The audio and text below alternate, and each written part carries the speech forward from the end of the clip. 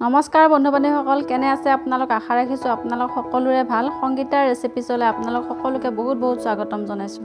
আজি মই আপোনালোকক ঘৰতে কেনেকৈ দোকানৰ দৰে অতি সহজতে সফট পনীৰ বনাব পাৰি তাকে দেখুৱাবলৈ লৈছোঁ। পনীৰ বনাবলৈ একেবাৰে সহজ, মাত্ৰ কেইটামান টিপছ মনত ৰাখিবলগীয়া হয়। এই টিপছ কেইটা যদি মনত ৰাখি আপোনালোকে পনীৰ বনায় তেনেহ'লে আপোনালোকে ঘৰতে অতি সহজতে দোকানৰ দৰে একেবাৰে সফট পনীৰ বনাব পাৰিব। তেনেহ'লে বলকচোন এতিয়া আমি ৰেচিপিটো আৰম্ভ কৰোঁগৈ। আৰু যদিহে বন্ধুসকল মোৰ এই ৰেচিপিটো ভাল লাগে তেনেহ'লে লাইক কৰিব, শ্বেয়াৰ কৰিব আৰু যিসকল নতুন বন্ধুৱে প্ৰথমবাৰৰ বাবে চাই আছে তেওঁলোকে যেন মোৰ চেনেলটো ছাবস্ক্ৰাইব কৰি লয় আৰু লগতে থকা বেল আইকনটো দবাই দিব, তেতিয়াহে আহিবলগীয়া মোৰ নতুন ভিডিঅ'সমূহ পাই থাকিব। এয়া লৈছোঁ মই ফুল ক্ৰীম গাখীৰ 2 লিটাৰ। গাখীৰখিনি ফুল ক্ৰীম গাখীৰ হ'লে বেছি ভাল হয়, তেতিয়া আমাৰ পনীৰখিনি খাবলৈ অলপ ক্ৰীমি হয় আৰু অলপ বেছিকৈ পনীৰ ওলায়। এতিয়া মই এটা ডাঙৰ পাত্ৰ লৈ লৈছোঁ আৰু গাখীৰৰ পেকেটকেইটা কাটি গাখীৰখিনি ইয়াতে ঢালি ল'ম।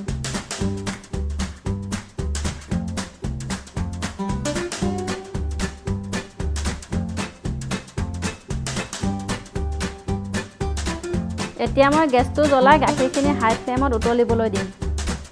এয়া চাওক গাখীৰখিনি আমাৰ উতল আহি গৈছে। এতিয়া মই গেছৰ ফ্লেমটো একেবাৰে ল' কৰি দিছোঁ। এতিয়া মই ল' ফ্লেমতে গাখীৰখিনি 10 মিনিটমান উতলিবলৈ দিম। হেতা এখনেৰে আপোনালোকে এনেকৈ লৰাই থাকিব, ছাইডত লাগি থকা খৰখিনিও এৰুৱাই দিব, কাৰণ এই গাখীৰৰ খৰখিনি আমাৰ পনীৰখিনি বেছি ক্ৰীমি কৰি তুলিব। এয়া চাওক গাখীৰখিনি উতলা 10 মিনিট হৈ গ'ল, গাখীৰখিনি অকণমান শুকাই আহিছে। এতিয়া মই গেছৰ ফ্লেমটো অফ কৰি দিছোঁ আৰু মই গাখীৰখিনি মাত্ৰ 5 মিনিটৰ কাৰণে এনেকৈ থৈ দিম। বহুতে আকৌ গাখীৰখিনি উতলি থকা অৱস্থাতে গাখীৰখিনি ফাটাই লয়, কিন্তু তেনেকুৱা কৰিব নালাগে। তেনেকুৱা কৰিলে পনীৰখিনি খাবলৈ অলপ টাইট হয়। তেতিয়ালৈ মই গাখীৰখিনি ফাটাবলৈ এটা বস্তু ৰেডি কৰি লওঁ। এয়া চাওক মই এটা ডাঙৰ চাইজৰ নেমু লৈছোঁ। এই নেমুটো কাটি মই এতিয়া ধুনীয়াকৈ ৰসখিনি উলিয়াই ল'ম।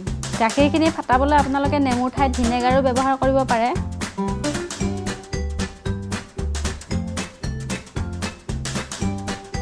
নেমুৰ ৰসখিনি মোৰ উলিওৱা হৈ গ'ল। এতিয়া মই বেলেগ এটা বাটিত এই ৰসখিনি ভালকৈ চেকি লৈছোঁ, যাতে গুটি বা নেমুৰ আঁহ থাকি নাযায়। আৰু এতিয়া মই এই নেমুৰ ৰসখিনিত অকণমান পানী মিহলাই দিছোঁ। গাখীৰখিনি ঠাণ্ডা হোৱা আমাৰ 5 মিনিট হৈ গ'ল। এতিয়া মই এখন হাতেৰে নেমুৰ ৰসখিনি এনেকৈ অলপকৈ দি দিছোঁ আৰু আন এখন হাতেৰে এনেকৈ লাহে লৰাই দিছোঁ। এই সময়খিনিত গাখীৰখিনি খুব লাহে লৰাব লাগে, কাৰণ গাখীৰখিনি যেতিয়া ফাটা ষ্টাৰ্ট কৰিব তেতিয়া গাখীৰৰ পৰা যিটো চানা ওলাব সেইখিনি ভাঙি যাব পাৰে। এয়া চাওক বাকী থকা নেমুৰ ৰসখিনি মই দি দিছোঁ। এয়া দেখিছে নহয় আপোনালোকে আমাৰ গাখীৰখিনি ফাটি আহিছে। এই গাখীৰখিনি ফাটাবলৈ মোৰ সম্পূৰ্ণ এটা ডাঙৰ নেমুৰ প্ৰয়োজন হৈছে। যদিহে আপোনালোকৰ গাখীৰখিনি এনেকৈ ফাটি নাহে তেনেহ'লে নেমুৰ ৰস বা ভিনেগাৰ যিয়ে ব্যৱহাৰ নকৰক কিয় আৰু অকণ দি দিব। এতিয়া মই এই গাখীৰখিনি মাত্ৰ 2 মিনিটৰ কাৰণে এনেকৈ থৈ দিম, যাতে গাখীৰত থকা চানাখিনি আৰু বেছি ভালকৈ ওলাই যায়। এয়া চাওক 2 মিনিট হৈ গৈছে। গাখীৰৰ পৰা চানাখিনি আমাৰ ধুনীয়াকৈ ওলাই আহিছে। এই চানাখিনি কিন্তু আপোনালোকে নেমুৰ ৰসতে এনেকৈ বহুত বেছি সময় ৰাখি নিদিব, নহ'লে আমাৰ পনীৰখিনি টাইট হৈ যাব। এতিয়া মই চানাখিনি চেকিবলৈ ডাঙৰ বাতি এটাৰ ওপৰত পাতল সূতাৰ কাপোৰ এখন এনেকৈ লৈ লৈছোঁ আৰু গাখীৰখিনি মই এনেকৈ বাকি দিছোঁ।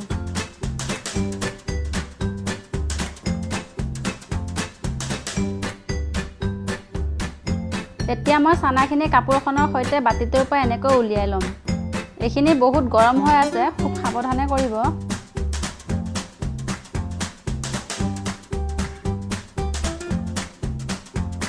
এয়া চাওক চানাখিনি মই গাখীৰ গৰম কৰা পাত্ৰটোতে এনেকৈ লৈ লৈছোঁ।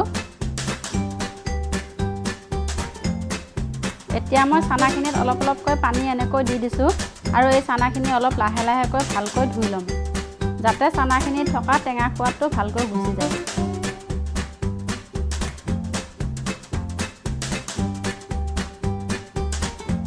চানাৰ টোপোলাটো এনেকৈ পানীত ডুবাই অলপ জোকাই দিব, যাতে ছাইডত লাগি থকা চানাখিনিও ভালকৈ একে ঠাইতে থোপ খাই যায়।